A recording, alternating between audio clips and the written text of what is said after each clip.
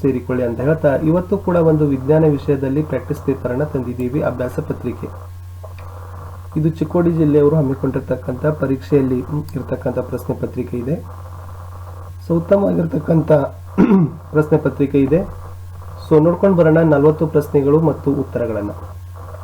ದಯಮಾಡಿ ವಿಡಿಯೋವನ್ನು ಲೈಕ್ ಮಾಡಿ ನಿಮ್ಮ ಫ್ರೆಂಡ್ ಸರ್ಕಲ್ಗೆ ಶೇರ್ ಮಾಡಲು ಮರೆಯದಿರಿ. ಪ್ರಶ್ನೆ 41. ಇಲ್ಲಿಯವರೆಗೆ ಅಪ್ಲೋಡ್ ಮಾಡಿರ್ತಕ್ಕಂಥ ಎಲ್ಲ ಪ್ರಾಕ್ಟೀಸ್ ಪೇಪರ್ಗಳನ್ನು ತಾವು ನೋಡದೇ ಇದ್ರೆ ಮೇಲೆ ಒಂದು ಪ್ಲೇಲಿಸ್ಟ್ ಲಿಂಕನ್ನು ಸಜೆಸ್ಟ್ ಆಗ್ತಾ ಇದೆ.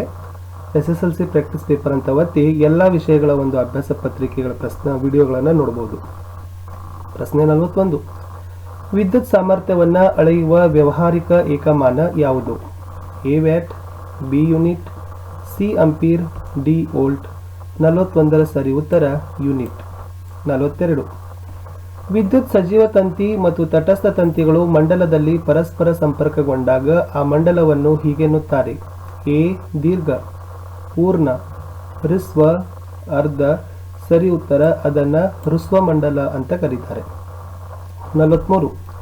ಯಾವುದೇ ಮಸೂರವು ಬೆಳಕಿನ ಕಿರಣಗಳನ್ನು ಕೇಂದ್ರೀಕರಿಸುವ ಅಥವಾ ವಿಕೇಂದ್ರೀಕರಿಸುವ ಸಾಮರ್ಥ್ಯವು ಇದರ ಮೇಲೆ ಅವಲಂಬಿಸಿರುತ್ತದೆ: ಸಂಗಮ ದೂರ, ವಸ್ತು ದೂರ, ಪ್ರತಿಬಿಂಬ ದೂರ. ಬಿ ಮತ್ತು ಸಿ ಗಳ ಅನುಪಾತ. ಸರಿ ಉತ್ತರ ಇತ್ತು ಸಂಗಮ ದೂರ. 44. ಸೂರ್ಯನ ಬೆಳಕಿನಲ್ಲಿ ಒಂದು ಕಾಗದ ತುಂಡಿನ ಮೇಲೆ ಪಿನ ಮಸೂರವನ್ನು ಇರಿಸಿ ಆ ಕಾಗದ ಹೊತ್ತಿಕೊಂಡು ಉರಿಯುವಂತೆ ಮಾಡಲು ಕಾಗದವನ್ನು ಎಲ್ಲಿ ಇಡಬೇಕು? ಅಂದ್ರೆ ಇಲ್ಲಿ ಇಡಬೇಕಂತ ಹೇಳ್ತಾರೆ.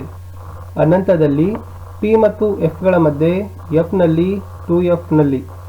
44ರ ಸರಿ ಉತ್ತರ ಸಿ ಎಫ್ ನಲ್ಲಿ ಅಂತಕ್ಕಂಥದ್ದು. 45. ಓಂ ನಿಯಮವು ಈ ಸನ್ನಿವೇಶದಲ್ಲಿ ಅನ್ವಯವಾಗುತ್ತದೆ: ತಾಪ ಹೆಚ್ಚಿದಾಗ, ತಾಪ ಕಡಿಮೆಯಾದಾಗ, ಎ ಮತ್ತು ಬಿ ಎರಡೂ ಸರಿ, ತಾಪ ಸ್ಥಿರವಾಗಿದ್ದಾಗ. 45ರ ಸರಿ ಉತ್ತರ ತಾಪ ಸ್ಥಿರವಾಗಿದ್ದಾಗ. 46. ಮಸೂರದ ವರ್ಧನೆಯ ಸರಿಯಾದ ಸೂತ್ರ -V/U, V/U, U/V, -U/V. 46ರ ಸರಿ ಉತ್ತರ ಬಿ V/U ಅಂತಕ್ಕಂಥದ್ದು. 47. ಒಂದು ಮಾದರಿ ಸೌರಕೋಶವು ಉಂಟು ಮಾಡುವ ವೋಲ್ಟೇಜ್ ಮತ್ತು ವಿದ್ಯುತ್ ಶಕ್ತಿ ಪ್ರಮಾಣವು 0.5 ± 1.0 ವೋಲ್ಟೇಜ್ ಟು 0.5 ವ್ಯಾಟ್. ಎರಡನೇದೇನಿದೆ ಅಂದರೆ 2.0 to 5.0 ವೋಲ್ಟೇಜ್ ಮತ್ತು 1.5 ವ್ಯಾಟ್. ಮೂರನೇದು 3.5 to 60 ವೋಲ್ಟ್ ಮತ್ತು 2.5 ವ್ಯಾಟ್. ಡಿ 8.0 to 10.0 ವೋಲ್ಟ್ ಮತ್ತು 6.0 ವ್ಯಾಟ್. 47ರ ಸರಿ ಉತ್ತರ ಇದೆ 0.5 to 1.0 ವೋಲ್ಟ್ ಮತ್ತು 0.7 ವ್ಯಾಟ್ ಅಂತ. 48. ಅಮ್ಮಿಮೀಟರ್, ವೋಲ್ಟಮೀಟರ್, ವಿದ್ಯುತ್ ಫ್ಯೂಸ್ ಇವುಗಳ ಸಂಯೋಜನೆಯ ಮಂಡಲದಲ್ಲಿ ಕ್ರಮವಾಗಿ ಹೀಗಿರಬೇಕು: ಎ ಸರಣಿ, ಬಿ ಸಮಾಂತರ, ABA, AAB, BAB, ABB. ಸರಿ ಉತ್ತರ ಇದೆ 48ರಲ್ಲಿ ABA ಸರಣಿ ಸಮಾಂತರ ಸರಣಿ ಈ ಕ್ರಮದಲ್ಲಿ ಇರಬೇಕು. 49. ಒಂದು ಕೂಲಾಂಬ್ ಆವೇಶವನ್ನು ರೂಪಿಸಿರ್ತಕ್ಕಂಥ ಎಲೆಕ್ಟ್ರಾನ್ಗಳ ಸಂಖ್ಯೆ ಅಂತ ಕೇಳಿದ್ದಾರೆ: 1.6 × 10⁻19, 1.9 × 10⁻16, 6.022 × 10⁻23, 6 × 10⁻18 ಇಲೆಕ್ಟ್ರಾನ್ಸ್. ಸೊ 49ರ ಸರಿ ಉತ್ತರ 6 × 10⁻18 ಇಲೆಕ್ಟ್ರಾನ್ಗಳ ಸಂಖ್ಯೆ ಅಂದರೆ 1 ಕೂಲಾಂಬ್. 50. ವಿದ್ಯುತ್ ಮೋಟಾರ್ನಲ್ಲಿ ಒಡಕು ಉಂಗುರಗಳ ಕಾರ್ಯ ಏನು? ಘರ್ಷಣೆ ಶೂನ್ಯಗೊಳಿಸಲು, ವಿದ್ಯುತ್ ಪ್ರವಾಹದ ದಿಕ್ಕು ಪರಿವರ್ತಿಸಲು, ವಿದ್ಯುತ್ ಪ್ರವಾಹವನ್ನು ಹೆಚ್ಚಿಸಲು, ರೋಧವನ್ನು ಕಡಿಮೆ ಮಾಡಲು. 50ರ ಸರಿ ಉತ್ತರ ಇದೆ ಬಿ ವಿದ್ಯುತ್ ಪ್ರವಾಹದ ದಿಕ್ಕು ಪರಿವರ್ತಿಸಲು. 51. ವಿದ್ಯುತ್ ಮಂಡಲದಲ್ಲಿ ಈ ಸಂಕೇತಗಳು ಯಾವುವು ಅಂತ ಕೇಳಿದ್ದಾರೆ: ಮುಚ್ಚಿದ ಪ್ಲಗ್ ಕೀ ವಿದ್ಯುತ್ ಕೋಶ ರೋಧಕ, ತೆರೆದ ಪ್ಲಗ್ ಕೀ ವಿದ್ಯುತ್ ಕೋಶ ರೋಧಕ, ವಿದ್ಯುತ್ ಕೋಶ ತೆರೆದ ಪ್ಲಗ್ ಕೀ ರೋಧಕ, ವಿದ್ಯುತ್ ಕೋಶ ಮುಚ್ಚಿದ ಪ್ಲಗ್ ಕೀ ರೋಧಕ. ಈ ಮೂರು ಚಿಹ್ನೆಗಳು ಏನಂತ ಕೇಳಿದ್ದಾರೆ. 51ರಲ್ಲಿ ಸಿ ಇತ್ತು. ಇದು ವಿದ್ಯುತ್ ಕೋಶ, ಇದು ತೆರೆದ ಪ್ಲಗ್ ಕೀ, ಇದು ರೋಧಕ. So 51 correct option is C. 52. ಒಂದು ಮಂಡಲದಲ್ಲಿ 2A ಫ್ಯೂಸ್ನ ವ್ಯಾಖ್ಯಾನ: ಎ 2A ವಿದ್ಯುತ್ ಪ್ರವಹಿಸಲು ಅನುಕೂಲಿಸುತ್ತದೆ. 2A ಗಿಂತ ಹೆಚ್ಚಿನ ವಿದ್ಯುತ್ ಪ್ರವಹಿಸಿದರೆ ಮಂಡಲ ಕಡಿತಗೊಳಿಸುತ್ತದೆ. ಎ ಮತ್ತು ಬಿ ಎರಡೂ ಸರಿಯಾದ ವ್ಯಾಖ್ಯಾನ, ಯಾವುದೂ ಅಲ್ಲ. 52ರ ಸರಿ ಉತ್ತರ ಸಿ ಸಿ, ಎ ಮತ್ತು ಬಿ ಎರಡೂ ಸರಿಯಾದ ವ್ಯಾಖ್ಯಾನ. 53. ವಜ್ರದ ವಕ್ರೀಭವನ ಸೂಚ್ಯಂಕ 2 ಮತ್ತು ಗಾಳಿಯಲ್ಲಿ ಬೆಳಕಿನ ವೇಗ 3 × 10⁸18 ಮೀಟರ್ ಪರ್ ಸೆಕೆಂಡ್ ಆದಾಗ ವಜ್ರದಲ್ಲಿ ಬೆಳಕಿನ ವೇಗ ಎಷ್ಟಿರುತ್ತೆ? 3 × 10⁸8 metre per second, 1.5 × 10⁸8 metre per second, 6 × 10⁸8 metre per second, 3 × 10⁴ metre per second. 53ರ ಸರಿ ಉತ್ತರ B 1.5 × 10⁸8 metre per second. 54. Nuclear ಕ್ರಿಯಾಕಾರಿಯ ಸ್ಥಾಪನೆಯ ಕುರಿತಂತೆ ಸೂಕ್ತವಾದ ಹೇಳಿಕೆ. ದುಬಾರಿ ವೆಚ್ಚದಾಯಕವಾಗಿದೆ, ಹೆಚ್ಚಿನ ಪರಿಸರ ಮಾಲಿನ್ಯಕ್ಕೆ ಕಾರಣವಾಗಿದೆ, ಯುರೇನಿಯಂನ ಸೀಮಿತ ಲಭ್ಯತೆಯಿಂದ ತಡೆ, ಈ ಎಲ್ಲವೂ. 54ರ ಸರಿ ಉತ್ತರ ಈ ಎಲ್ಲವೂ. 55. ಲೋಹಗಳನ್ನ ತಟ್ಟಿ ತೆಳುವಾದ ಹಾಳೆಗಳನ್ನಾಗಿ ಮಾಡ್ತಕ್ಕಂಥ ಗುಣಕ್ಕೆ ಏನಂತಾರೆ? ತನ್ಯತೆ, ಕುಟ್ಯತೆ, ಲೋಹೀಯ ಕಾಂತಿ, ವಾಹಕತೆ. 55ರ ಸರಿ ಉತ್ತರ ಕುಟ್ಯತೆ ಅಂತ ಕರೀತಾರೆ. 56. Na2CO3 ಈ ರಾಸಾಯನಿಕ ಕ್ರಿಯೆಯನ್ನು ಪೂರ್ಣಗೊಳಿಸಿ ಅಂತ ಇದೆ. ಇಲ್ಲಿ ಏನು ಬರುತ್ತೆ ಅಂತ ಕೇಳಿದ್ದಾರೆ. 2NaCl + H2O + CO2, NaOH + CO2, NaCl + H2O, NaOH + H2O. The 56th correct option is A. 2NaCl + H2O + CO2 is the right answer. 57. ಹತ್ತಿರದ ರಾಜಾನಿಲದ ವಿನ್ಯಾಸ ಹೊಂದುವ ಧಾತುಗಳ ಪ್ರವೃತ್ತಿಗೆ ಹೀಗೆನ್ನುತ್ತಾರೆ: ಅಯಾನೀಕರಣ, ಪ್ರತಿಕ್ರಿಯಾತ್ಮಕತೆ, ಆವಿಕರಣ, ಸಾಂದ್ರೀಕರಣ. 57ರ ಸರಿ ಉತ್ತರ ಬಿ ಪ್ರತಿಕ್ರಿಯಾತ್ಮಕತೆ ಅಂತ ಕರೀತಾರೆ. ಮುಂದಿನ ಪ್ರಶ್ನೆ, ಉಭಯವರ್ತಿ ಆಕ್ಸೈಡ್ಗಳಿಗೆ ಉದಾಹರಣೆಗಳು. ಸತುವಿನ ಆಕ್ಸೈಡ್ ಮತ್ತು ಅಲ್ಯೂಮಿನಿಯಂ ಆಕ್ಸೈಡ್, ಸತುವಿನ ಆಕ್ಸೈಡ್ ಮತ್ತು ತಾಮ್ರದ ಆಕ್ಸೈಡ್, ಅಲ್ಯೂಮಿನಿಯಂ ಆಕ್ಸೈಡ್ ಮತ್ತು ತಾಮ್ರದ ಆಕ್ಸೈಡ್, ಸತುವಿನ ಆಕ್ಸೈಡ್ ಮತ್ತು ಕಬ್ಬಿಣದ ಆಕ್ಸೈಡ್. 58A ಸತುವಿನ ಆಕ್ಸೈಡ್ ಮತ್ತು aluminium oxide is the right answer. 59. ಅಪರ್ಯಾಪ್ತ ಹೈಡ್ರೋಕಾರ್ಬನ್ಗಳನ್ನು ಪರ್ಯಾಪ್ತ ಹೈಡ್ರೋಕಾರ್ಬನ್ಗಳಾಗಿ ಪರಿವರ್ತಿಸುವ ಕ್ರಿಯೆಗೆ ಏನಂತಾರೆ? ಉತ್ಕರ್ಷಣೆ, ಸಂಕಲನ ಕ್ರಿಯೆ, ಆದೇಶನ ಕ್ರಿಯೆ, ಸಾಂದ್ರೀಕರಣ ಕ್ರಿಯೆ. ಸರಿಯಾಗಿರ್ತಕ್ಕಂಥ ಉತ್ತರ ಇತ್ತು 59ರಲ್ಲಿ ಬಿ ಸಂಕಲನ ಕ್ರಿಯೆ ಅಂತ ಕರೀತಾರೆ. ಪ್ರಶ್ನೆ 60. SI in the bracket Z = 14 ಇದು ಆವರ್ತಕ ಕೋಷ್ಟಕದ ಯಾವ ಆವರ್ತಕ್ಕೆ ಸೇರಿದೆ? SI Z = 14 ಅಂತ ಒಂದು ಬ್ರಾಕೆಟ್ ನಲ್ಲಿ ಕೊಟ್ಟಿದ್ದಾರೆ ನೋಡಿ, ಅದು ಯಾವ ಆವರ್ತಕ್ಕೆ ಸೇರಿದೆ ಅಂತ ಕೇಳಿದ್ದಾರೆ. ಎಸ್ 2ನೇ ಆವರ್ತ, 4ನೇ ಆವರ್ತ, 3ನೇ ಆವರ್ತ, 6ನೇ ಆವರ್ತ. ಅದು ಇತ್ತು 3ನೇ ಆವರ್ತಕ್ಕೆ ಸೇರಿದೆ. ಮುಂದಿನ ಪ್ರಶ್ನೆ 61ಕ್ಕೆ ಹೋಗೋಣ. ಉದ್ದ ಸರಪಳಿಯ ಕಾರ್ಬಾಕ್ಸಿಲಿಕ್ ಆಮ್ಲಗಳ ಸೋಡಿಯಂ ಮತ್ತು ಪೊಟ್ಯಾಸಿಯಂ ಲವಣಗಳು ಅಂತ ಕೇಳಿದ್ದಾರೆ. ಅದನ್ನೇನಂತಾರೆ?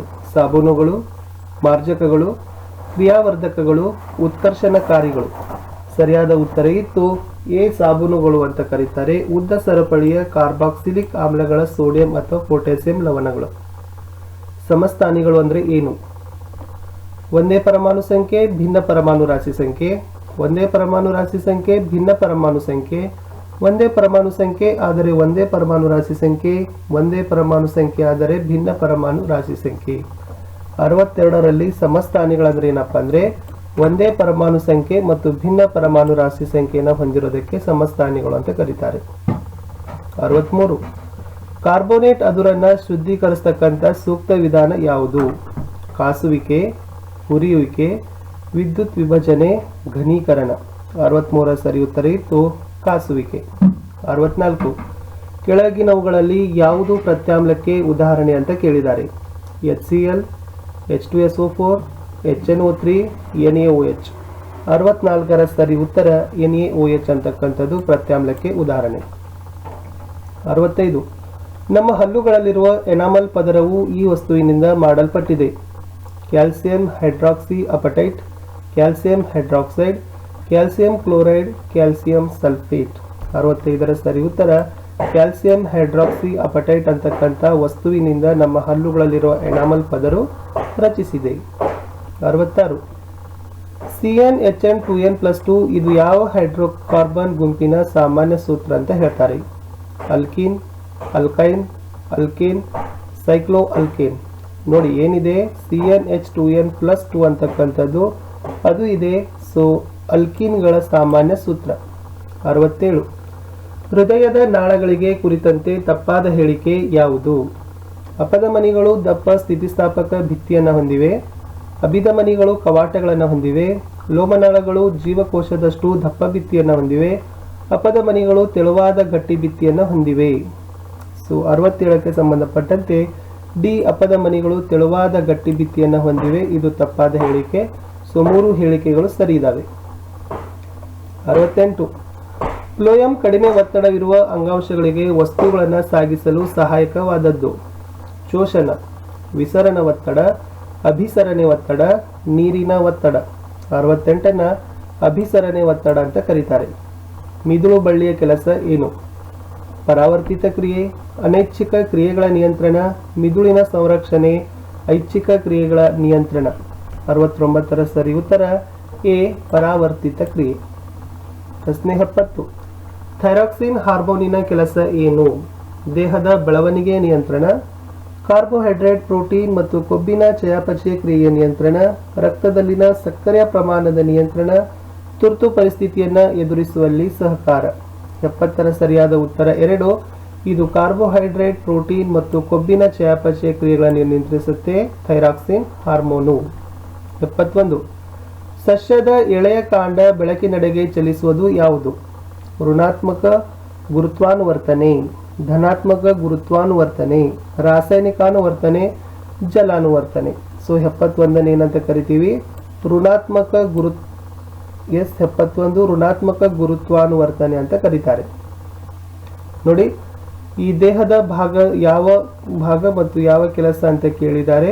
ಸೊ ತಾವುಗಳು ಹೇಳಬೇಕಿತ್ತು. ಕೆಳಗೆ ಸೂಚಿಸಿದ ಚಿತ್ರದಲ್ಲಿ ಯಾವ ಭಾಗ ಅದರ ಕಾರ್ಯದ ಸರಿಯಾದ ಆಯ್ಕೆ ಅಂತ ಕೇಳಿದ್ದಾರೆ. ಎಸ್. ಸೊ 72ರಲ್ಲಿ ಸರಿಯಾದ ಉತ್ತರ ಸಿ ಇದೆ.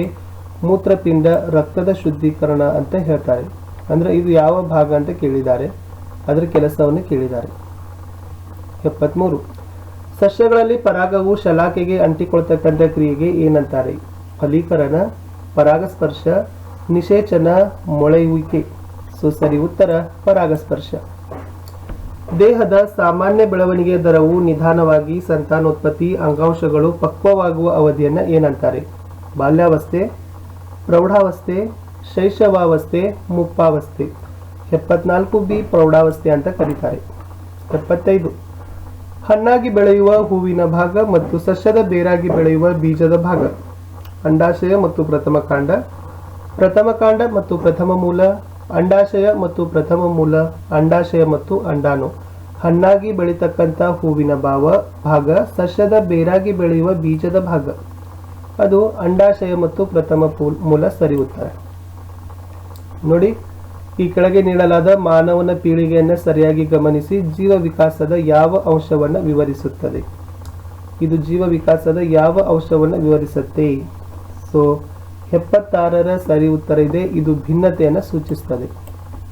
77. ಮೆಂಡಲರು ಕೆಂಪು ಹೂವನ್ನು ಹೊಂದಿರುವ ಸಸ್ಯವನ್ನ ಬಿಳಿ ಹೂವನ್ನು ಹೊಂದಿರುವ ಸಸ್ಯದೊಂದಿಗೆ ಸಂಕರಿಸಿದಾಗ F1 ಪೀಳಿಗೆಯ ಸಂತತಿಯ ಲಕ್ಷಣ ಮತ್ತು ಗುಣಾಣುಗಳ ಸರಿಯಾದ ಜೋಡಣೆ.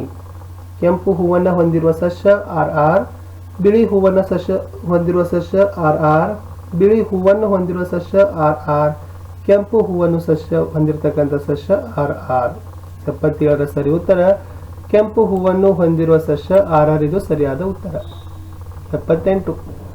ಟರ್ಬೈನ್ಗಳನ್ನು ತಿರುಗಿಸಲಿಕ್ಕೆ ನೇರವಾಗಿ ನೈಸರ್ಗಿಕ ಶಕ್ತಿ ಮೂಲವನ್ನು ಉಪಯೋಗಿಸುವ ವಿದ್ಯುದಾಕಾರಕ್ಕೆ ಏನಂತಾರೆ? ಉಷ್ಣ ವಿದ್ಯುತ್ ಸ್ಥಾವರ, ಜಲವಿದ್ಯುತ್ ಸ್ಥಾವರ, ಪರಮಾಣು ವಿದ್ಯುತ್ ಸ್ಥಾವರ, ಸೌರ ವಿದ್ಯುತ್ ಸ್ಥಾವರ. ಸರಿ ಉತ್ತರ ಜಲವಿದ್ಯುತ್ ಸ್ಥಾವರ. 79. ಜೈವಿಕ ವಿಘಟನೆಗೆ ಒಳಗಾಗದ ವಸ್ತುಗಳ ಸರಿಯಾದ ಜೋಡಿಗಳು.